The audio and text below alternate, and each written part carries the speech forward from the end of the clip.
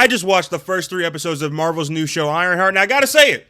This show is pretty good. And I'm gonna be fully transparent, bro. This is coming from somebody that wasn't hyped to see the show at all, whatsoever. It probably wouldn't be most anticipated this year. Top 10, you know what I'm saying? But so far, so good, man. Let's get into it. Episode 1 was a solid first episode to this show, man. If I was giving it scores, maybe like a 7 out of 10, 7.5. Personally, I love how the show is wasting absolutely no time, bro. We get the little recap of what happened to her in Wakanda Forever, and then we go straight into her going to MIT and getting expelled for, well, doing some shady shit if we're keeping it a band. I'm not going to try to spoil too hard in this video, but there's going to be some points where I got to spoil because I got to talk about some things. Another pro for me is going to be the whole Chicago feel, bro. This story is set in Chicago, and me being from Chicago, how I live 40 minutes away from Chicago to this day, this feels like Chicago. The setting, the ambiance, the vibe of the people, the way that they talk a little bit is giving me Chicago vibes. Like, I could believe it. I don't know if they actually shot this shit in Chicago, but it looks like they did. I bet they shot this shit in like fucking Vancouver or something, bro. Another major plot line, another major character point for Riri Williams in this show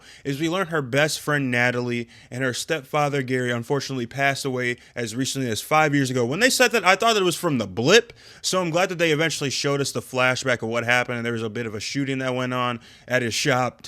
It's a goddamn shame. But then we get into a storyline with this Natalie character that they did in the comics, actually. I did not know that. Quick spoiler warning, but I gotta get into this. Because Riri's new Ironheart suit needs an AI like a Jarvis, like a Karen. So who takes that place, you may ask? Her friend Natalie via brainwaves from listening to her old memories on a mixtape. I'll be damned. I'm not gonna lie, I did not know this was an actual storyline in the comics, so when I found that out, I was like, huh.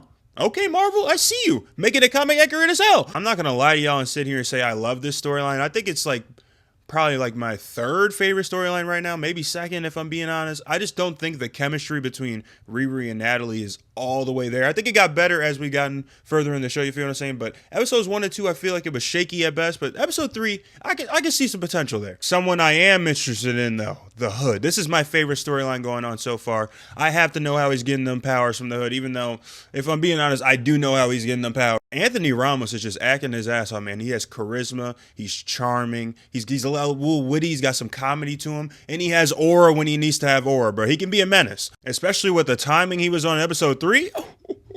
Episode 3 was different, bro. But let me get to episode 2 first. A big pro I have for this show before I get into episode 2, though. I am loving how connected it feels, bro. This is what I feel like they want to do with the new MCU movies. They want small, tight little stories that are self-contained and that can be done in like 6 to 10 episodes, if you know what I'm saying, but still feel like they're in the greater universe. They're doing that with all the mentions of Tony Stark. I don't like how they couldn't choose whether they wanted to diss this nigga or they wanted to praise this nigga at the beginning, but they're starting to mention him less and less. But this dude on the street saying Thanos was just the beginning. There's something bigger. There's something greater coming. Tony ain't gonna save us this time.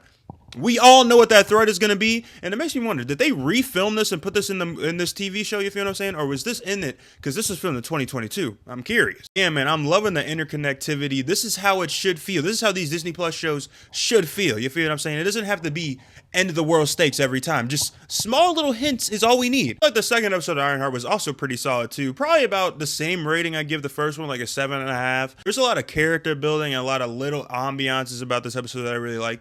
Especially Joe McGillicuddy, aka who we eventually learn is, spoiler, Obadiah Stane's son. He's a black market dealer right now. He's kind of helping Riri out with some of the parts she needs for her Ironheart suit. Had a moment in the third episode. I know I'm kind of jumping around. Sorry, y'all.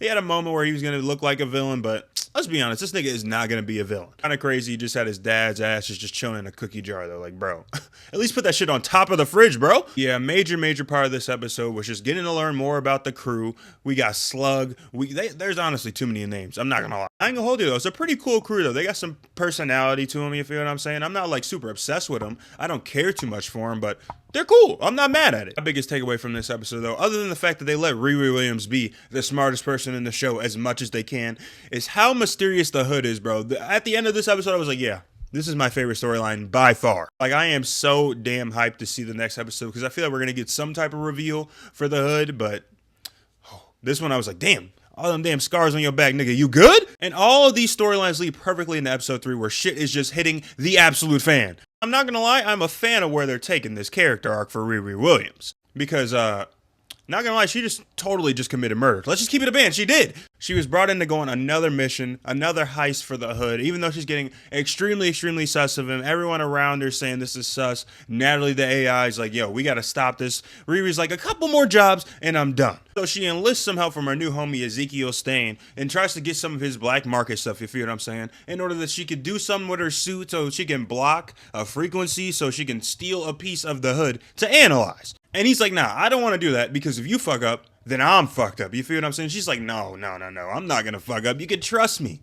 That nigga should not have trusted. It's not like the heist was going good from the start. The dude was like, what is your goal here? Like, what are you even trying to accomplish? And I agree. That's my biggest confusion with all these heists, bro. Like, what is the goal here? Riri fucking up just gives the hood the opportunity to go absolutely stupid and show off his powers, man. I like the powers of the hood, personally. I like the invisibility. I like the magic-esque bullets, I should say. It's pretty cool, especially for a Disney Plus villain. I guess he's not a villain yet, but eventual villain. Like, this is perfect in my opinion. That leads us to the most crazy part of the episode, bro, because not only does Riri Williams leave behind the chip with Ezekiel Stain's emblem on it, but she leaves behind John, the hood's cousin, and he eventually kicks the bucket. Riri's freaking out. She's distraught. She's not fine. Clearly, the hood is going crazy. He's raging. He's talking to himself saying, I trusted you. We trusted you. We all know who he's talking to, bro.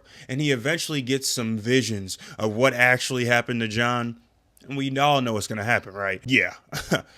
He's on the way. Yeah, man, I know I just yapped like hell. Shout out to you if you got to the end of this video, bro. But Ironheart is a solid-ass show so far. I'm really loving where it's going. And I'm excited to see these last 3 episodes, man. It's a shame it's only 6 episodes. It should have been like 8.